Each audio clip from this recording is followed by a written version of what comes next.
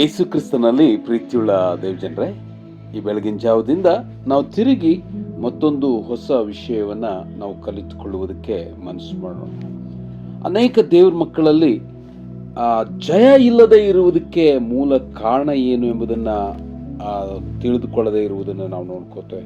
ಭಯ, ಚಿಂತೆ, ದುಃಖ, ಸೈತಾನನ ಮೂಲಕ ಬರುವಂಥ ಅನೇಕ ಸಮಸ್ಯೆಗಳ ಮೇಲೆ ಜಯವನ್ನು ಹೊಂದಿಕೊಳ್ಳದೇ ಇರುವುದಕ್ಕೆ ಮೂಲ ಕಾರಣ ಏನೆಂಬುದನ್ನು ನಾವು ತಿಳಿದುಕೊಳ್ಳುವುದು ಅತಿ ಅವಶ್ಯವಾಗಿರುವಂಥದ್ದು. ಎಷ್ಟೋ ದೇವ್ರ ಮಕ್ಕಳು ನಾವು ಒಂದು ವಿಷಯಕ್ಕೆ ಹೋಗ್ತೇವೆ, ಬರುವಂಥ ಸಮಸ್ಯೆಗಳ ಮೂಲಕವಾಗಿ ಗುಣಗುಟ್ಟುವಿಕೆಯನ್ನು ಹೆಚ್ಚು ಮಾಡಿಕೊಳ್ತೇವೆ. ನೀವು ಇಡೀ ಇಸ್ರಾಯೇಲರನ್ನ ನೋಡುವಾಗ ಅವರು ನಾಶವಾಗಿ ಹೋಗಿರುವುದಕ್ಕೆ ಕಾರಣ ಏನಂತಂದು ಹೇಳಿದ್ರೆ, ಅವರು ಗುಣಗುಟ್ಟುವಿಕೆಯ ಮೂಲಕವಾಗಿ ಎಂಬುದಾಗಿ 1 ಕೊರಿಂಥ 10ನೇ ಅಧ್ಯಾಯದ 10ನೇ ವಚನದಲ್ಲಿ ನೋಡ್ಕೊಳ್ತೇವೆ. ಇದಲ್ಲದೆ ಅವರಲ್ಲಿ ಕೆಲವರು ಗುಣಗುಟ್ಟಿ ಸಂಹಾರಕನ ಕೈಯಿಂದ ನಾಶವಾದರು. ನೀವು ಗುಣಗುಟ್ಟಬೇಡ್ರಿ. ದೇವರ ವಾಕ್ಯ ನೇರವಾಗಿ ಇಲ್ಲಿ ಕರೆ ಕೊಡುವುದೇನೆಂದ್ರೆ, ಗುಣಗುಟ್ಟುವಿಕೆ ಯಾವ ವ್ಯಕ್ತಿಯ ಜೀವಿತದಲ್ಲಿ ಪ್ರವೇಶವಾಗ್ತದೋ ಅವರು ಸಂಹಾರಕನ ಕೈಯಲ್ಲಿ ಪ್ರವೇಶ ಮಾಡ್ತಾರೆ. ಅದಕ್ಕಾಗಿ ನನ್ನ ಪ್ರಿಯ ದೇವಜನರೇ, ಗುಣಗುಟ್ಟುವಿಕೆ ಅದು ದೇವರ ಕಾರ್ಯಗಳಿಗೆ ವಿರುದ್ಧವಾಗಿರುವಂಥದ್ದು. ದೇವರ ಉದ್ದೇಶವನ್ನು ನೆರವೇರಿಸುವುದಕ್ಕೆ ಅಸಾಧ್ಯ. ಫಿಲಿಪ್ಪಿದವರು ಬರೆದ ಪತ್ರಿಕೆ 2ನೇ ಅಧ್ಯಾಯದ 14ನೇ ವಚನದಲ್ಲಿ ನಾವು ನೋಡುವಾಗ, ನೀವು ಗುಣಗುಟ್ಟದೆಯೂ ವಿವಾದ ಇಲ್ಲದೆಯೂ ಎಲ್ಲವನ್ನ ಮಾಡ್ರಿ.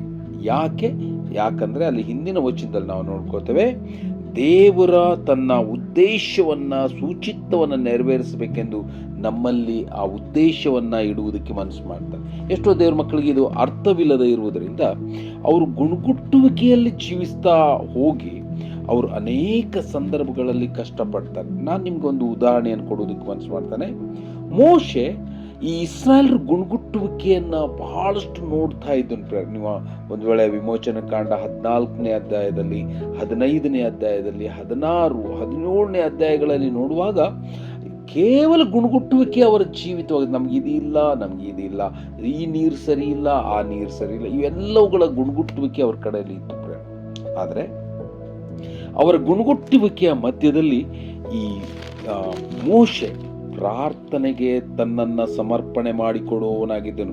ನೀವು ಒಂದು ವೇಳೆ ಅದನ್ನು ವಿಮೋಚನ ಕಾಂಡ 15ನೇ ಅಧ್ಯಾಯದ 24 ಮತ್ತು 25ನೇ ವಚನವನ್ನು ನೋಡುವಾಗ, ಇಸ್ರಾಯೇಲ್ ಜನರು ಗುಣಗುಟ್ಟುವಿಕೆಯಲ್ಲಿದ್ದಾರೆ, ಮೋಶೆ ಪ್ರಾರ್ಥನೆ ಮಾಡುವುದರಲ್ಲಿದ್ದಾರೆ.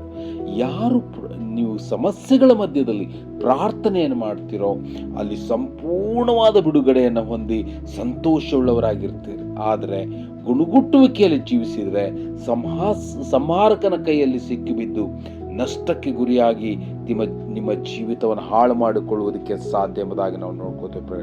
ಅದಕ್ಕಾಗಿ ನಾವು ಜಯವೀರರಾಗಿರ್ಬೇಕಾಗಿದ್ರೆ ಗುಣಗುಟ್ಟುವಿಕೆ ಇಲ್ಲದೆ ಇರಬೇಕು ಎಂಬುದಾಗಿ 1 ಕೊರಿಂಥ 10ನೇ ಅಧ್ಯಾಯದ 10ನೇ ವಚನದ ಬಿ ಪಾರ್ಟ್ನಲ್ಲಿ ನೇರವಾಗಿ ನಾವು ನೋಡ್ಕೋತೇವೆ. ಗುಣಗುಟ್ಟದೆ ಕರ್ತನ ಮುಂದೆ ನಮ್ಮನ್ನು ಒಪ್ಪಿಸಿಕೊಡುವ ಮಕ್ಕಳಾಗುವುದಕ್ಕೆ ನಮ್ಮನ್ನು ಒಪ್ಪಿಸಿಕೊಡೋಣ. ಈ ರೀತಿಯಲ್ಲಾಗುವಂತೆ ಕರ್ತನು ನಿಮ್ಮನ್ನು ಆಶೀರ್ವದಿಸಲಿ. Thank you.